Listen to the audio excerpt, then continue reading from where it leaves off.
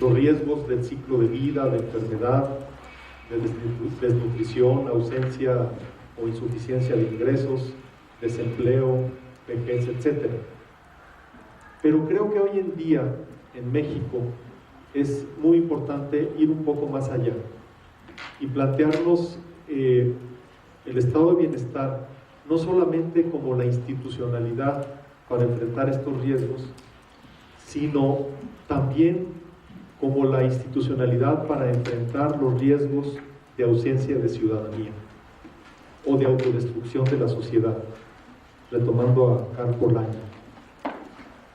Creo que el estado de bienestar hoy en día en México, en la situación que estamos viviendo, es fundamental para la construcción de ciudadanía. Y desde ese punto de vista creo que podemos formularnos una serie de propuestas y una serie de discusiones.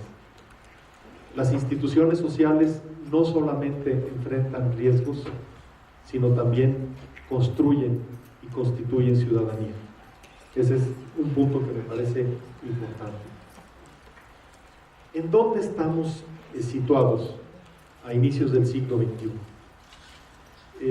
Tratando de hacer una presentación muy esquemática, a mí se me ocurre lo siguiente: el estado de bienestar o las instituciones sociales hoy en México podríamos describirlas de la siguiente manera.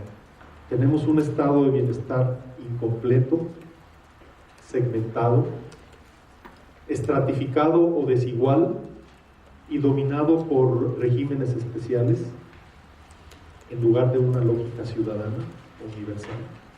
Es ineficaz o ha sido ineficaz y también es fiscalmente débil.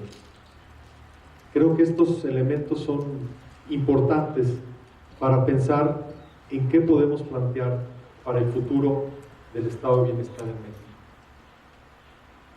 Primero, si hablamos del estado de bienestar en su dimensión o en su aspecto de sistema, y planteo yo que es un sistema, en el caso de México, incompleto, con instituciones débiles o en algunos casos simplemente faltan instituciones, creo que valdría la pena describir esta institucionalidad débil e incompleta. Por ejemplo, no tenemos instituciones para enfrentar los riesgos de empleo o de la inestabilidad del empleo en un contexto en donde se está aumentando cada vez más la flexibilidad del empleo. No tenemos tampoco instituciones para el cuidado, me refiero especialmente a lo que significa guarderías, centros de atención para ancianos y discapacitados, lo que en muchas sociedades ya se ha estado desarrollando con detalle en México, o no tenemos nada o estamos prácticamente en pañales en este sentido.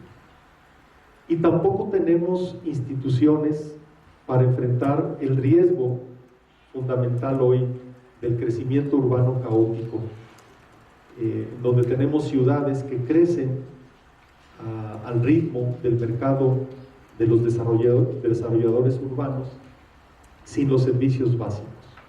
Pues tenemos una débil institucionalidad en este sentido. Y por otro lado tenemos, de hecho, ya una buena experiencia con instituciones que enfrentan los riesgos de salud, de vejez, los riesgos también de la ausencia o de la poca pertinencia de los conocimientos para enfrentar la vida actual. Y por otra parte tenemos experiencia en instituciones crediticias para enfrentar los riesgos de una vivienda indigna. Pero tenemos estas instituciones todavía construidas en una forma bastante débil. Yo ahora no me quiero referir a las debilidades, por ejemplo, en el sistema de salud, de pensiones, que ya se ha trabajado mucho al respecto, y simplemente quisiera ilustrar la ausencia de instituciones en el caso del desempleo y en el caso del cuidado, simplemente como ilustración. Por ejemplo, en el caso del riesgo del desempleo, del riesgo del despido, no tenemos un seguro global y tenemos un conjunto de soluciones parciales que benefician solo a unos cuantos, y lo podemos ver claramente gracias a las encuestas ingreso-gasto de los hogares. Quienes reciben alguno de estos beneficios son quienes más ingresos tienen, y quienes menos son los que menos ingresos tienen. ¿Qué soluciones parciales tenemos al problema del desempleo? Tenemos solamente las indemnizaciones por ley, y las indemnizaciones por ley ya sabemos que en nuestro país en buena parte de los casos no se aplican. Los trabajadores tienen que hacer una lucha continua, tienen que perder tiempo y dinero, y quedan muchas veces en manos de abogados sin escrúpulos. Entonces este punto es un punto también muy difícil y cuestionable. No tenemos riesgos reales, la posibilidad de enfrentar estos riesgos. Segundo, actualmente se han desarrollado iniciativas en las AFORES con la posibilidad de retiro de las cuentas individuales. De hecho, en los últimos años se ha incrementado el retiro de las cuentas individuales. Entre 2008 y 2009, si mal no recuerdo el dato, se incrementó en alrededor de 40% el retiro por causa de desempleo, en poco menos de 2.000 millones de pesos. Pero todavía es una solución muy parcial. Y por otra parte tenemos un programa de empleo temporal con alcances realmente minúsculos. El presupuesto del programa de empleo temporal en 2009 fue equivalente a 0.02% del Producto Interno Bruto. Es decir, tenemos un conjunto de iniciativas positivas, digamos, que resuelven algunos problemas, pero realmente son iniciativas todavía muy parciales y muy limitadas.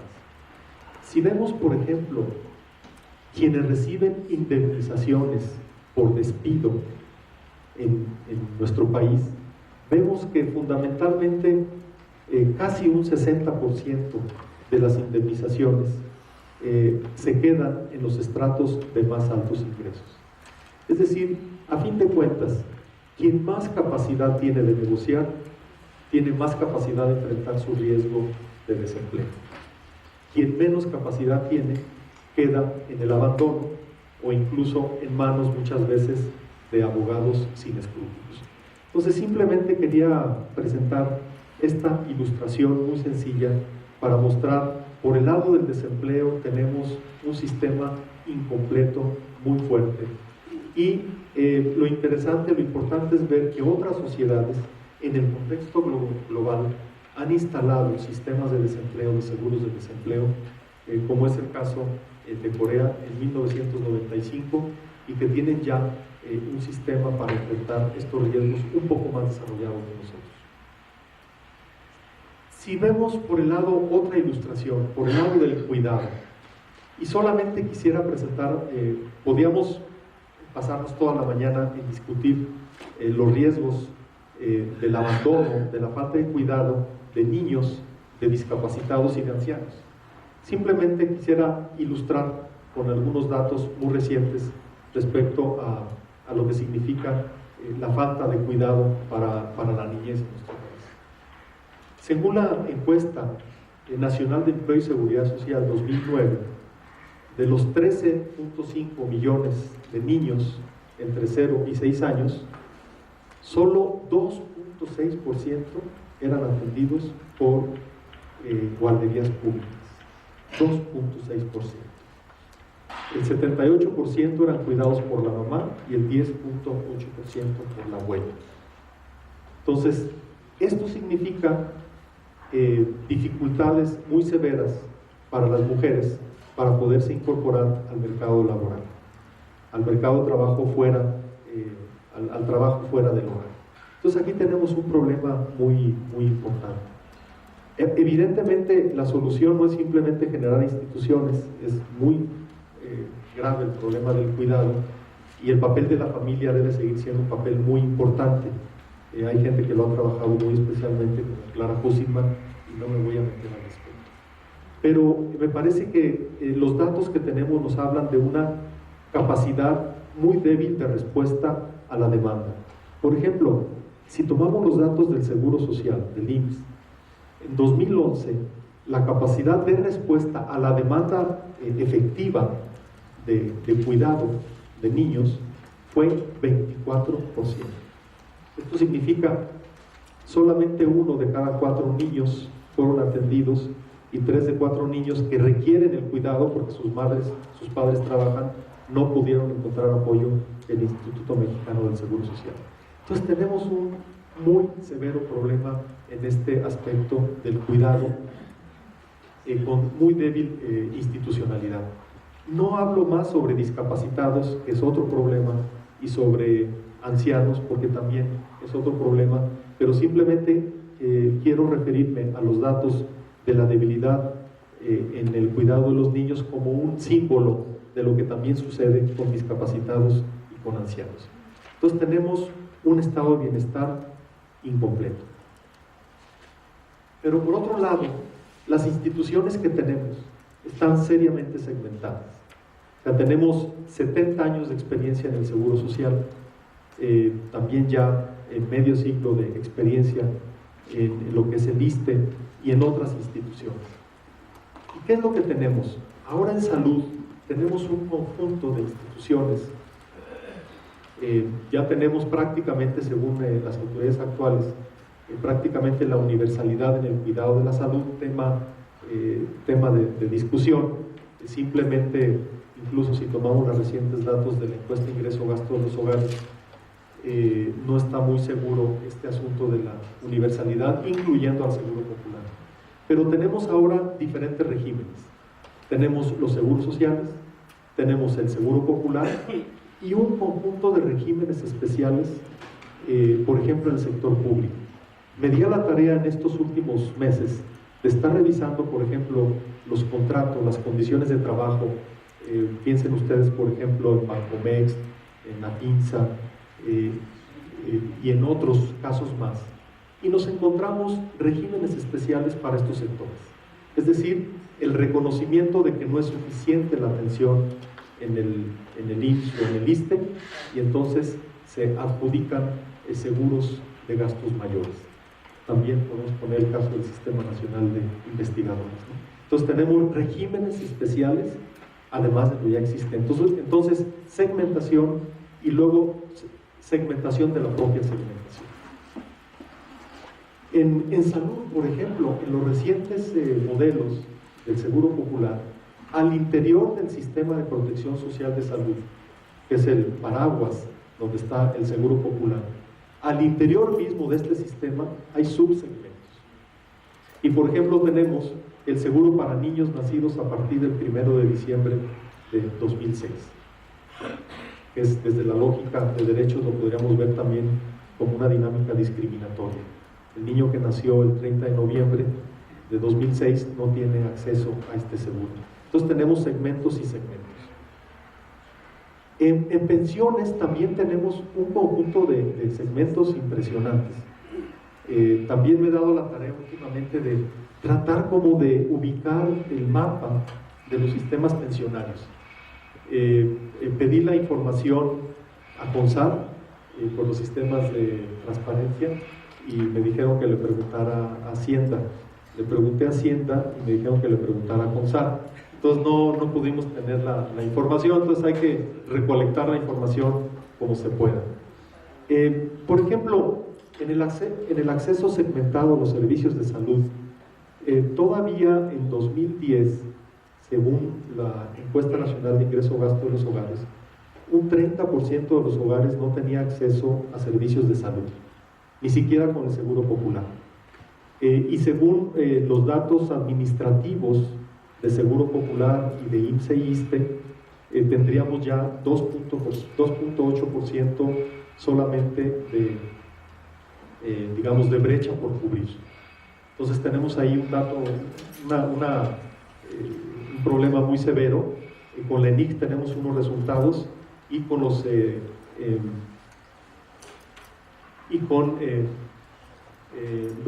datos administrativos tenemos otro, pero todavía no tenemos, por supuesto, completo el acceso a los servicios de salud.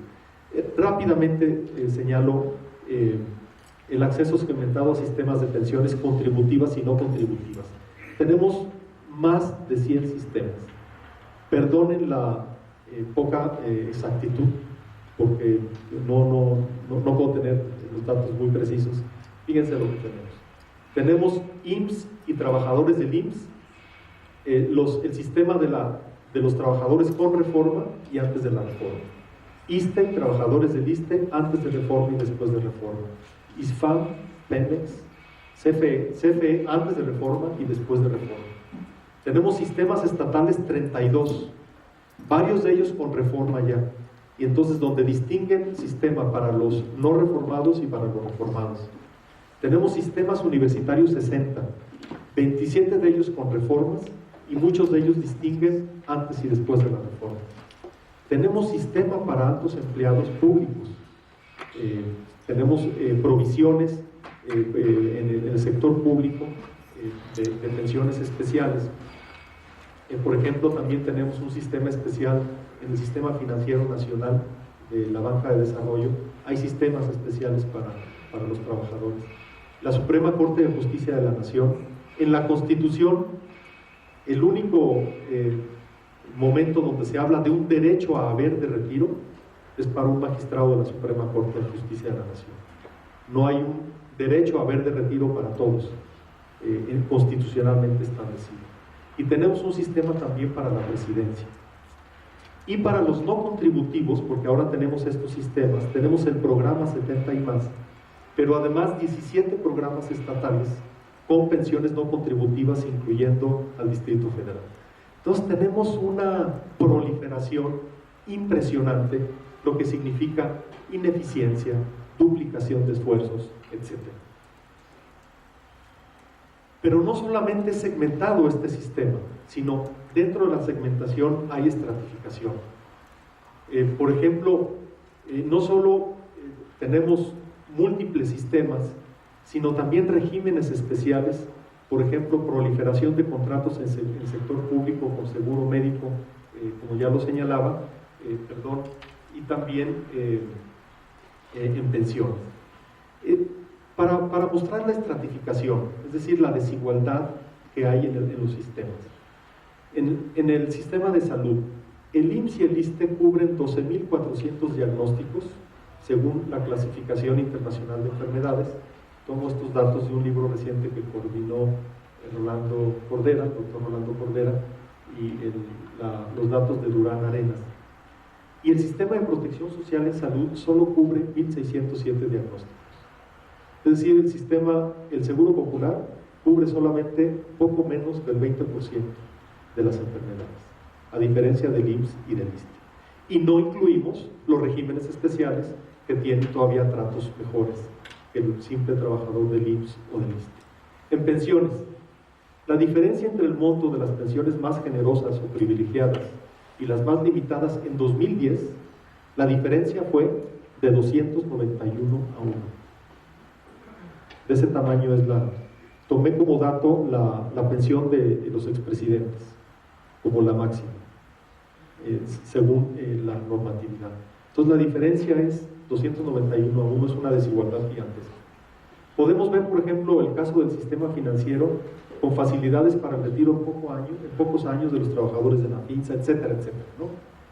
O también el caso de los magistrados de la Suprema Corte de Justicia de la Nación. Voy a terminar ya. Tenemos el estado de bienestar que tenemos, no solamente es incompleto, no solamente es segmentado y estratificado, sino es ineficaz con todos estos elementos. Hace unos días yo hacía una presentación sobre el desarrollo estabilizador de México, el estancamiento estabilizador de México, el estancamiento estabilizador, y yo decía en plan de, digamos, de cierta broma, de cierto cinismo, pero con realidad. Es cierto, México es estable en la desigualdad. Con este sistema de bienestar incompleto y estratificado, tenemos una alta desigualdad estable. Hay una curva que hizo Fernando Cortés, no la presento, a lo mejor la presentará Fernando, no sé, una curva de 1977 a 2010 del índice de Gini, y es maravillosa la curva. es prácticamente una línea recta, horizontal, prácticamente. Entonces tenemos desigualdad estable, no nos movemos de la alta desigualdad. Estabilidad en la pobreza, ilustrada con la pobreza de ingresos de 1992 a 2010. Uso este indicador porque tenemos el dato comparativo a 92, y la pobreza se mantiene prácticamente en los mismos niveles, alrededor de un poco más arriba del 50%. Bueno, ¿y hacia dónde podemos ir? Desde una lógica de derechos universal. Para mí este es el punto de partida que es básico. Desde una lógica ciudadana. Y desde el principio de progresividad y no regresividad de los derechos, la pregunta que debemos de plantearnos es cómo avanzar desde nuestras instituciones sociales incompletas, segmentadas, desiguales y fiscalmente débiles. ¿Cómo podemos avanzar? Hay tres opciones posibles y hay una que ya se tomó. No son necesariamente excluyentes. La primera opción es fortalecer y reformar las instituciones e incentivar su capacidad de inclusión. Por ejemplo, reformar la seguridad social, IMSS, ISSSTE, ISFAM, PEMEX, etcétera, y generar incentivos para que puedan universalizarse paulatinamente. La opción 2 es generar instituciones para los excluidos, para los pobres. Dedicarnos a eso, porque en una lógica de derechos están excluidos de una serie de garantías, y entonces esa puede ser otra opción. Y la opción 3, que me parece que es la que se ha tomado, es debilitar las instituciones existentes, empobrecerlas, empobrecer la capacidad de inversión del IMSS, del ISSSTE, la capacidad de crecimiento real en infraestructura, etcétera, y generar instituciones pobres para los excluidos. Es decir, tener instituciones de seguridad pobres e instituciones pobres para los pobres, sin tocar verdaderos privilegios, porque toda esta reforma que se ha dado no se han tocado los privilegios, por ejemplo, de los programas y los regímenes especiales. Entonces, esta es la opción que se ha tomado. ¿En cómo avanzar hacia una institucionalidad plena desde un enfoque progresivo y universal? A mí me parece que necesitamos, como lo planteaba anteriormente el maestro Ibarra, la necesidad de un acuerdo, de un pacto social, pero que defina un conjunto de básicos institucionales universales en lógica de ciudadanía. O sea, necesitamos completar nuestro sistema de bienestar, pero no podemos empezar por todo al mismo tiempo, con todo al mismo tiempo. Y creo que deberíamos de discutir nacionalmente por dónde tenemos que universalizar y ciudadanizar.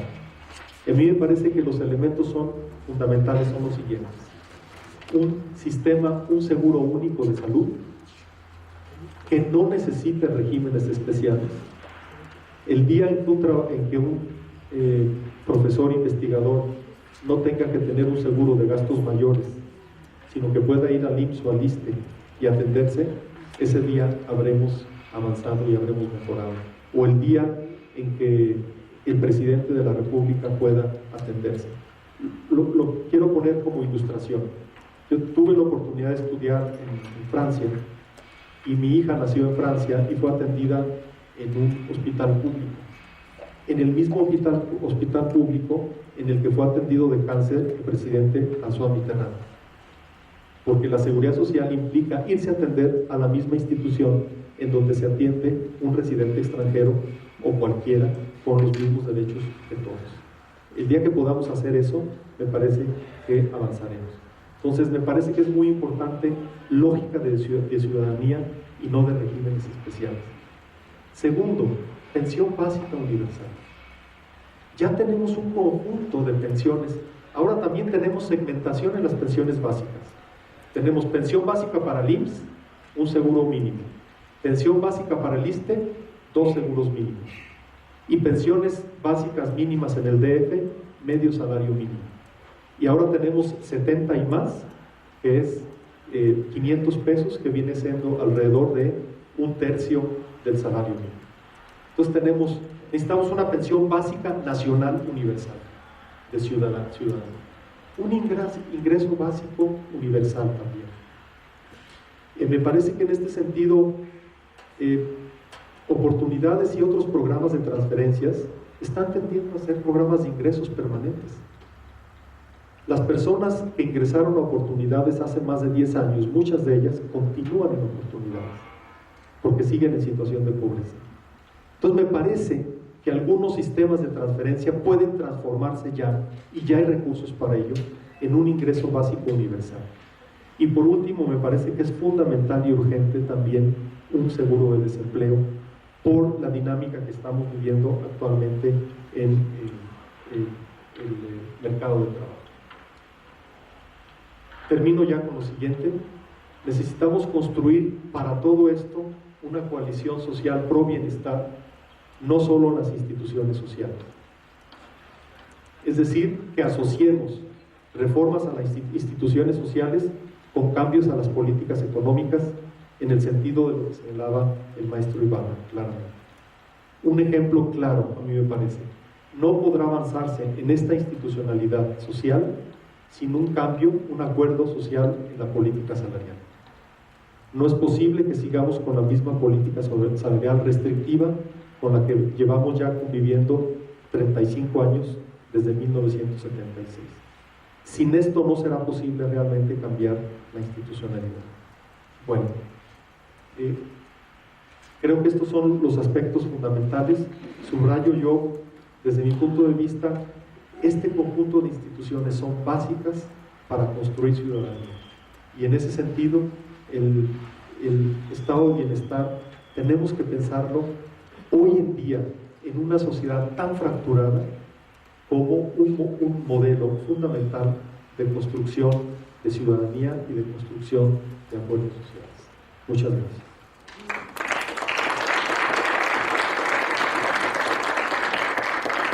Muchas gracias, Enrique Valencia.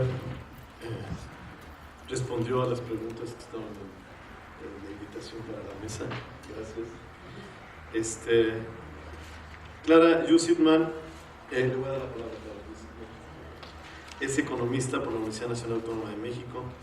Fue directora general del empleo en el Instituto Nacional del Consumidor, en el Centro de Investigaciones para el Desarrollo Rural Integral, así como en la Subsecretaría de Planeación y Desarrollo Pesquero. Fue directora del Registro Federal Electoral en 1997, coordinó los trabajos técnicos para la participación de México en la Conferencia de la Mujer en Beijing de 1995, fue secretaria de Desarrollo Social del Distrito Federal de 1997 al 2000.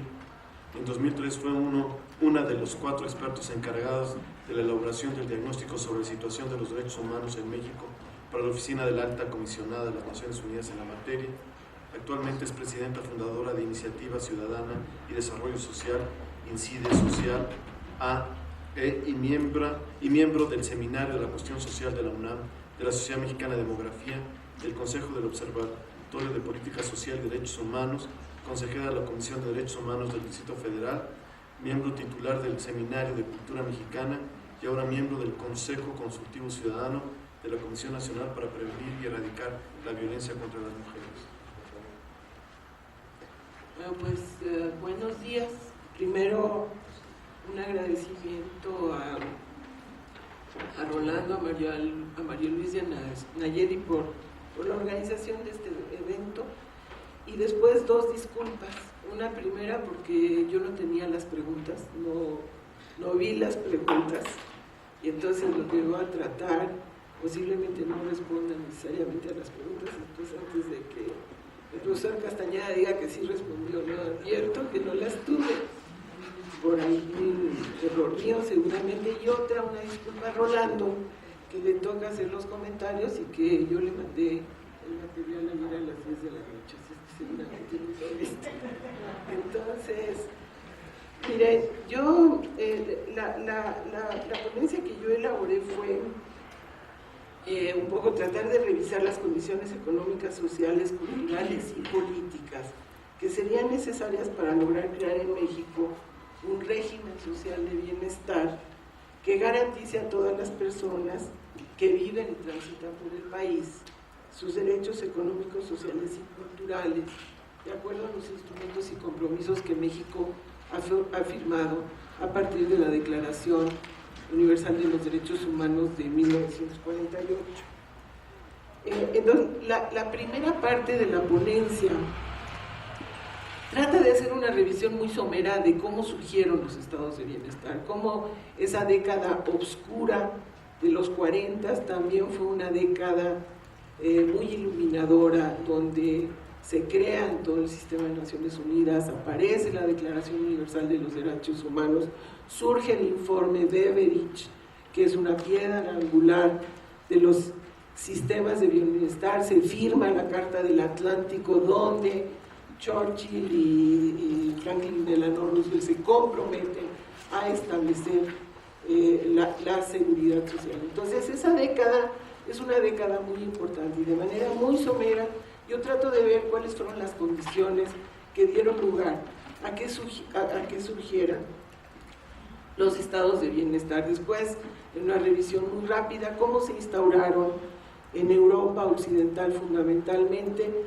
cómo tuvieron su expresión en América Latina a partir de los trabajos de Felgueiras, y luego paso a revisar lo que Felgueiras está proponiendo como universalismo básico, que tiene mucho que ver con lo que hemos estado trabajando con Enrique y en varias reuniones.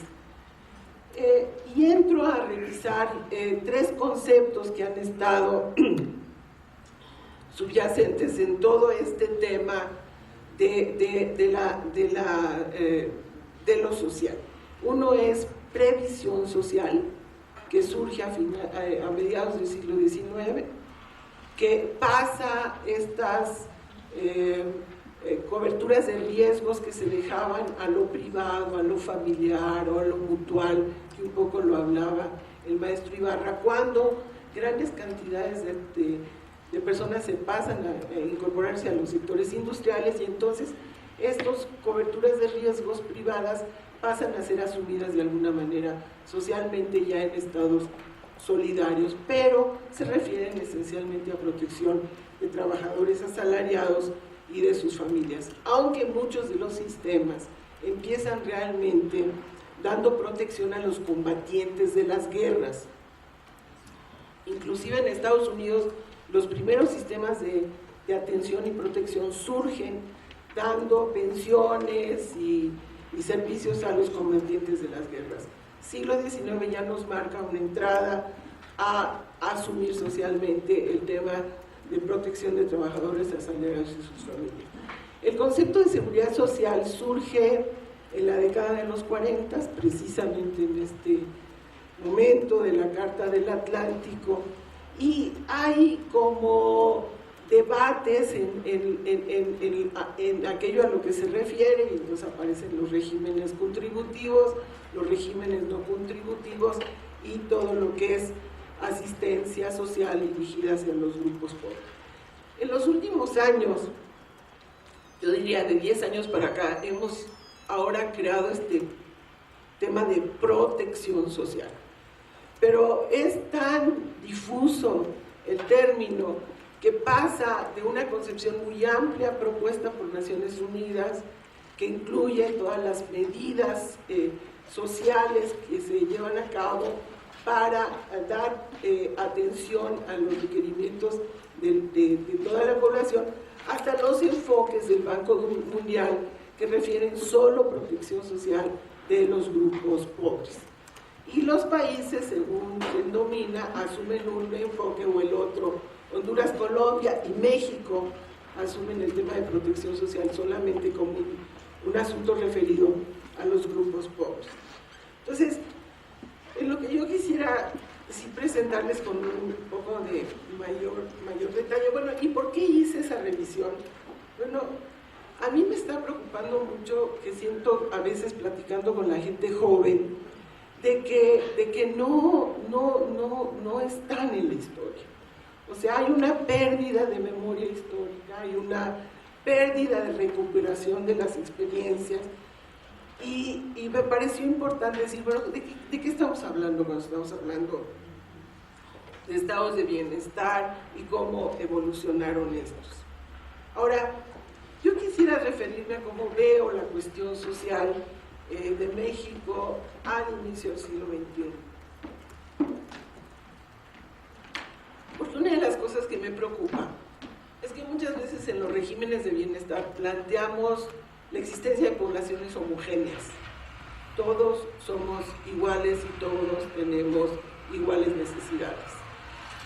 Y lo que se ha visibilizado a partir de, yo diría, las últimas 3 décadas del siglo pasado es la diversidad, la enorme diversidad y la creciente complejidad de lo social.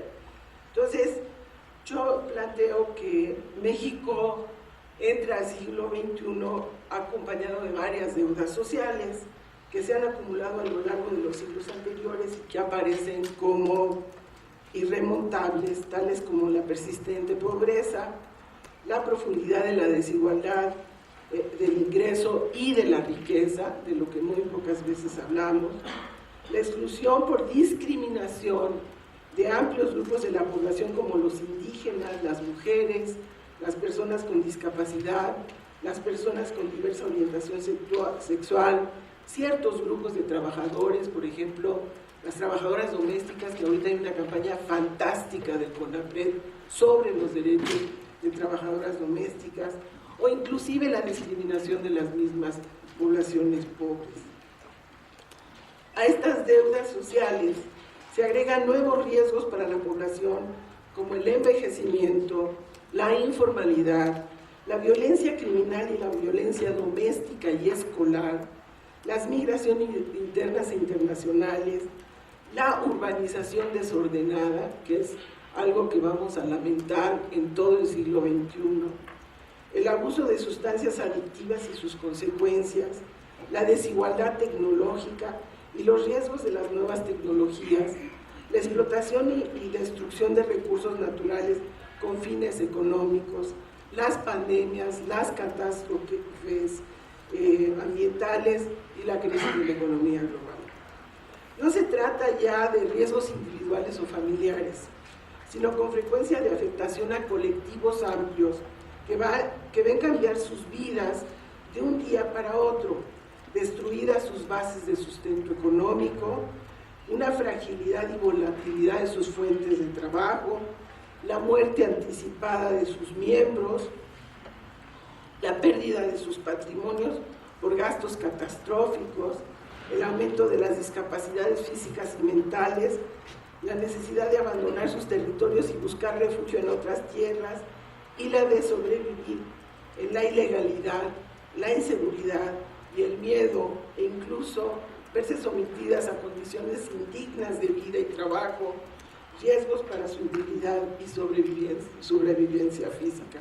O sea, lo que estamos viendo, y hay que tenerlo realmente en cuenta en toda esta discusión, este tema de violencia crítica que estamos viviendo en México y que genera grupos de población verdaderamente excluidos, ¿no?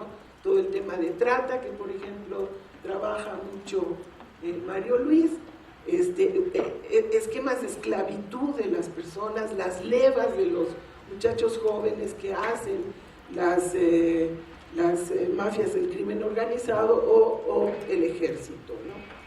Se trata de deudas históricas y cambios profundos en la vida de las personas de tipo social, económico, cultural y político. Se relacionan con rupturas del tejido social, de la transformación de los ámbitos de socialización de los seres humanos, como la familia, la escuela, los grupos de pares y las comunidades laborales, de la destrucción de colectividades solidarias y empáticas, donde cada uno es responsable de los demás y está bajo la responsabilidad de todos, e incluso hasta estamos también observando un cambio del concepto de espacio vital. La intervención de nuevos agentes como los medios de comunicación y las nuevas tecnologías de la información influyen en la cultura y en el sentido de las relaciones sociales y dan lugar a redes virtuales donde la presencia física y el contacto humano desaparecen y no se consideran necesarios. Si bien significan oportunidades nuevas de acceso a la información y al conocimiento, e incluso nuevas modalidades de servicios sociales, como todo el sistema de telesalud, también generan nuevas exclusiones, riesgos y vulnerabilidades. La extensión de las vulnerabilidades se amplía y se vuelve más compleja, ya no solo a las personas en situaciones de pobreza, generalmente concebida como insuficiencia de ingresos o de oportunidades de acceso a la salud y a la educación, a las cuales se han dirigido los programas de transferencias de ingresos, condicionados y no condicionados, que han dominado la política social en la región latinoamericana en los últimos 15 años. O sea, vamos caminando hacia una creciente complejidad social y a una cuestión que involucra lo social, lo económico, lo político, y me parece muy importante lo cultural, y los programas sociales se vuelven programas terriblemente simplificadores, terriblemente unívocos, que dejan de considerar hasta los efectos que su intervención, por ejemplo, en los grupos familiares produce en las relaciones al interior de esos grupos. Aparece una proporción creciente de población envejecida y con discapacidades de distinto tipo, de enfermos crónicos, de personas afectadas permanentemente por el consumo de sustancias adictivas, de personas discapacitadas física o mentalmente por la violencia, el abuso y la explotación y por los accidentes viales. Mueren más personas por accidentes viales que actualmente por la violencia. Hay fenómenos de niños y niñas huérfanos o abandonados, grupos de familias que están entregando a sus hijos a los hospicios porque ya no tienen cómo sostenerlo. Y hay un fenómeno creciente en el país que son los desplazados, gentes que ya no pueden vivir en sus comunidades y que se están saliendo porque toda su base económica les ha sido arrebatada a partir de actos de extorsión. Todo ello frente a la ausencia de programas y fondos públicos y privados suficientes y pertinentes para atender a esas nuevas vulnerabilidades que por lo tanto recaen en las familias, las empobrecen y limitan la movilidad principalmente de las mujeres. Para pasar a ver, bueno, ¿qué podemos hacer ante este tipo de fenómenos de nuevas vulnerabilidades? Yo decía, recuperemos criterios, definiciones y dimensiones básicas que se plantean en el enfoque de derechos humanos y que han sido muy interesantemente desarrollados a lo largo de 60 años a partir de la Declaración Universal. Hay muchísimo material que pocas veces hemos analizado en México, que deriva de los trabajos de los comités que están revisando qué pasa con la salud, qué pasa con la vivienda, qué pasa con la educación, qué sucede con la seguridad social. Hay unas observaciones generales que detallan en qué forma se deberían de proporcionar los servicios y los bienes que hacen a estos temas básicos de derechos. Y hay relatores generales que se la pasan visitando el mundo para ver quiénes son los que han avanzado y cuáles son los déficits que se encuentran y las lecciones aprendidas. Hay un material riquísimo en donde se van viendo estas nuevas vulnerabilidades. Por ejemplo, todo el material en relación al derecho a la salud ha sido trabajado por la Universidad de Essex y trae cuestiones bien interesantes que serían útiles en su caso poder aprovechar. Yo diría, hay como 4 dimensiones importantes del enfoque de derechos humanos que a mí me gustaría recuperar. Primero, partir de un elemento y el artículo primero de la Declaración Universal es que todos somos dignos, los seres humanos, simplemente por el hecho de ser personas, somos dignos, y el Estado tiene la obligación de respetar, proteger, garantizar y promover todos nuestros derechos humanos, tanto los civiles y políticos como los económicos, sociales, culturales y ambientales. Este planteamiento no significa que el Estado tiene que proveer tiene que ofrecer todos los servicios que hacen a la realización de los derechos humanos, pero sí tiene que respetar cuando los seres humanos los pueden resolver por sí mismos, tiene que proteger, y esto siempre me ha parecido a mí un asunto muy importante que tendríamos que revisar al hacer un planteamiento de cambios o de fortalecimientos institucionales. Tiene que proteger a los seres humanos cuando los servicios y los bienes relativos a la realización de sus derechos son provistos por terceros. Y es todo este papel de regulación del Estado en el mercado, en los mercados de trabajo, en los mercados de bienes y servicios.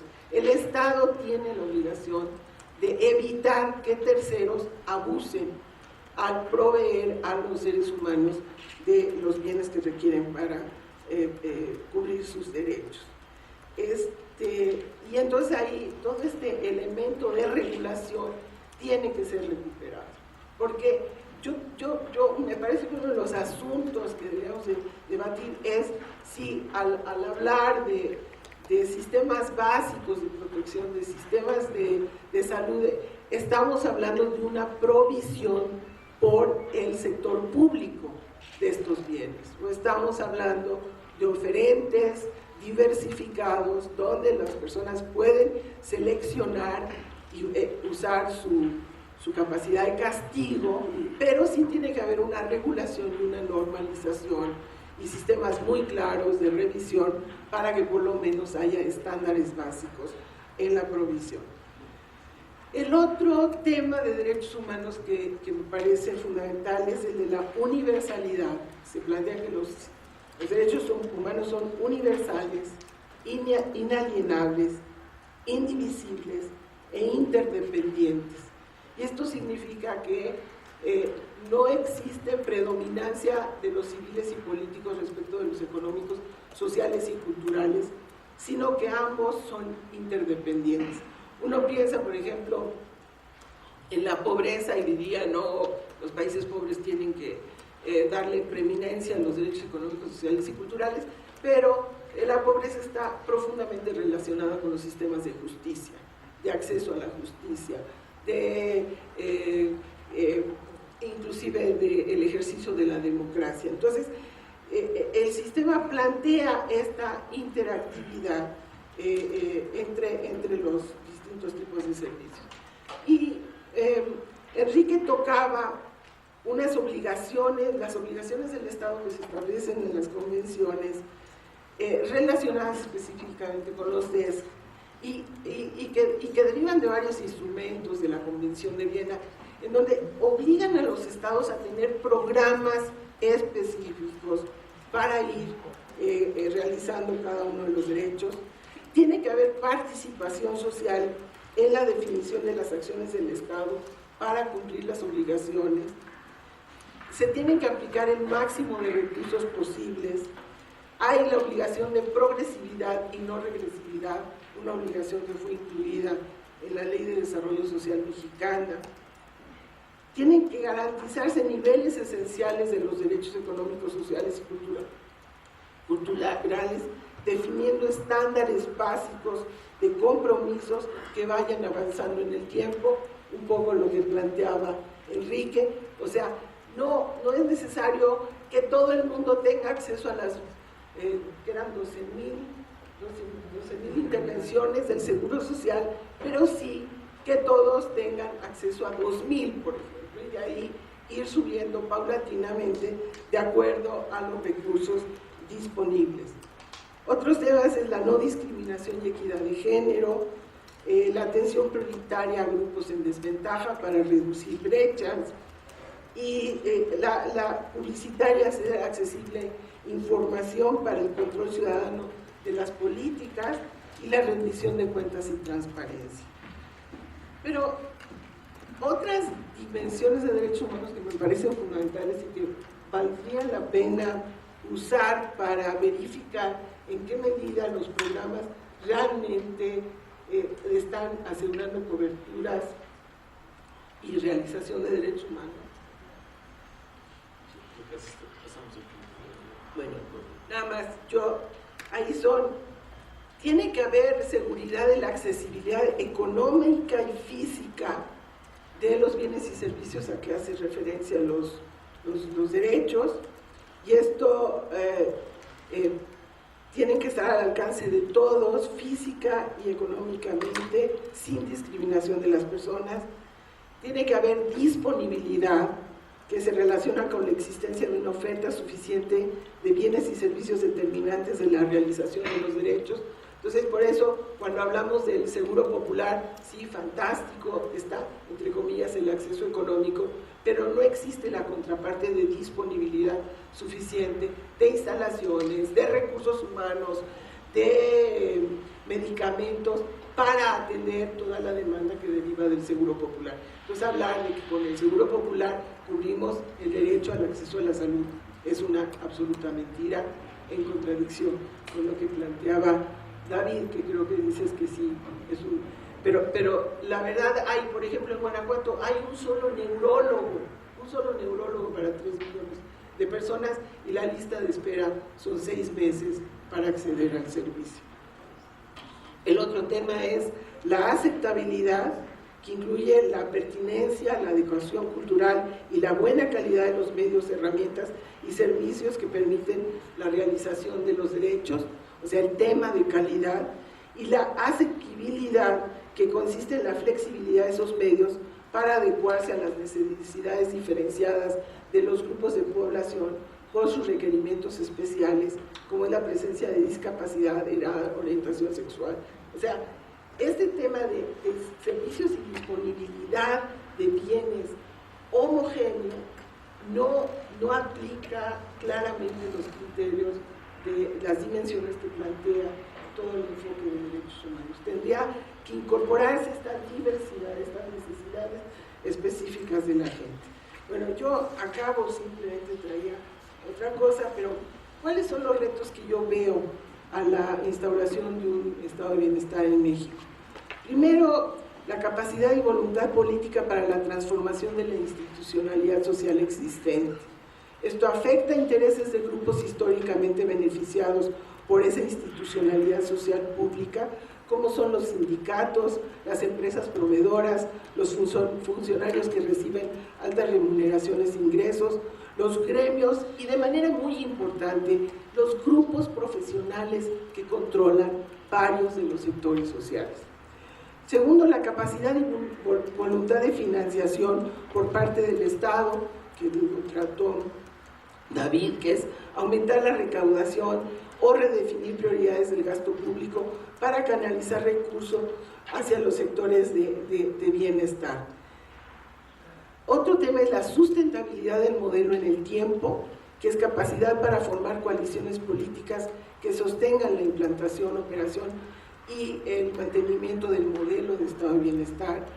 La capacidad para concitar la participación ciudadana en la diversidad y lograr consensos, solidaridad, compromiso e interés en el desarrollo y funcionamiento de la institucionalidad para instaurar un estado de bienestar. La capacidad para generar una oferta adecuada y pertinente de servicios de calidad y aceptables para toda la población, con un compromiso de servicio, reconocimiento de la dignidad de las personas, sin discriminación, con equidad de género, sin abuso de los recursos públicos, con transparencia, con rendición de cuentas y con mecanismos de exigibilidad y justiciabilidad por los usuarios que les garantice el ejercicio del derecho. La capacidad para regular y sancionar en su caso los abusos de terceros cuando son proveedores de bienes y servicios sociales. El desarrollo de una cultura cívica que recalque la responsabilidad misma de los usuarios de los servicios sociales, que eviten engaños, abusos, simulaciones y mal aprovechamiento de las instalaciones y de los recursos públicos, y que garantice la participación ciudadana en su diseño, operación y evaluación. Y lo que todos estamos planteando, que es la construcción de un nuevo pacto social que alcance acuerdos explícitos de redistribución de las responsabilidades del bienestar de la población entre el Estado, el mercado, las familias y la comunidad, entre sexos y generaciones y entre niveles de gobierno, federal, estatal y municipal.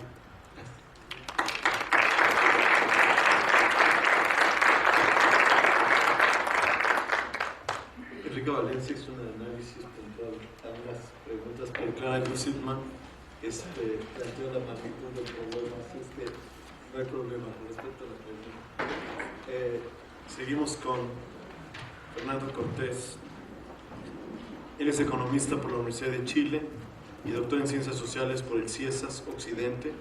Es profesor emérito de la Facultad Latinoamericana de Ciencias Sociales, investigador nacional emérito del Sistema Nacional de Investigadores, profesor investigador del Colegio de México y consejero académico del Consejo Nacional de Evaluación de la Política de Desarrollo Social. Por favor, gracias. Buenos días todavía.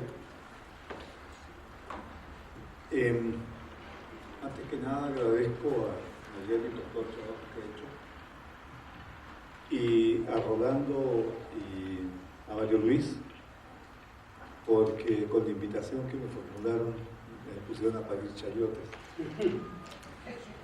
Me pusieron en un tema que claramente no es el tema que yo trabajo habitualmente, así que si Clara dice que no está cerca de las preguntas que se formularon para esta mesa, yo creo que voy a estar más lejos.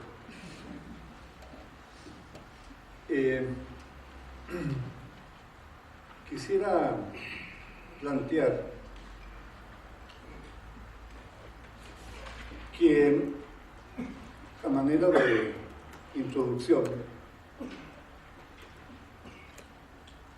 que después de muchos años en que la pobreza ha sido el centro de preocupaciones y discusiones de la política social, en los últimos tiempos yo advierto un redescubrimiento de la desigualdad económica y de la desigualdad social. Las dos grandes corrientes que en América Latina se han preocupado del tema, la cepalina y la que llamo por ahora economía ortodoxa, luego le voy a cambiar el nombre, que en el pasado mantuvieron posiciones encontradas para explicar los altos y persistentes niveles de desigualdad en América Latina, al cual hemos escuchado ya, sobre los cuales hemos escuchado varias referencias, finalmente han coincidido en que la desigualdad es mala para el crecimiento económico.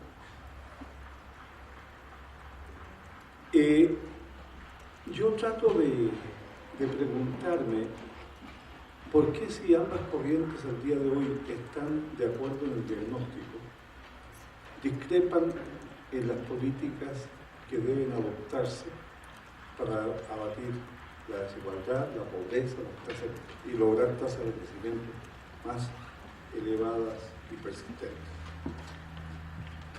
El proceso de construcción de la respuesta a esta pregunta me condujo a poner atención sobre la manera en que una y otra perspectiva conceptúan el rol del Estado. Entonces, llegué al Estado y a las políticas sociales a través de una pregunta sobre desigualdad, que es el tema que más en mi trabajo. Y para ello empecé en primer lugar revisando el esquema conceptual del Consenso de Washington, tomando las tres obras de Williamson en tres momentos.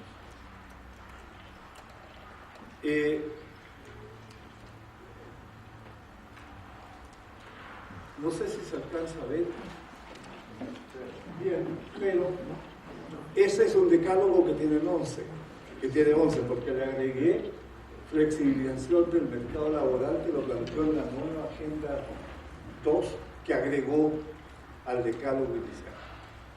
Y en ese decálogo lo que tenemos es equilibrio fiscal, gasto público del Estado, la educación, la salud y la infraestructura. Si hay alguna afinidad con lo que escuchamos normalmente, que es la política económica de este país, no es coincidencia, ¿no? Planteando una reforma impositiva en que, claro, no tocan la parte de ingreso, las tasas de interés deben ser determinadas por el mercado, lo mismo que las tasas de cambio, hay que liberalizar el comercio exterior, permitir la inversión extranjera directa, privatizar las empresas del Estado, desregular, protección de los derechos de propiedad y la parte laboral. Con eso empezamos. Este es un trabajo del año 90 en que dice que lo que hace no es nada más que sistematizar lo que está pasando en América Latina en los 80 para salir de la crisis que provocó la década perdida. Esa es la argumentación con que nos presentan. Son medidas puntuales para abordar los distintos problemas.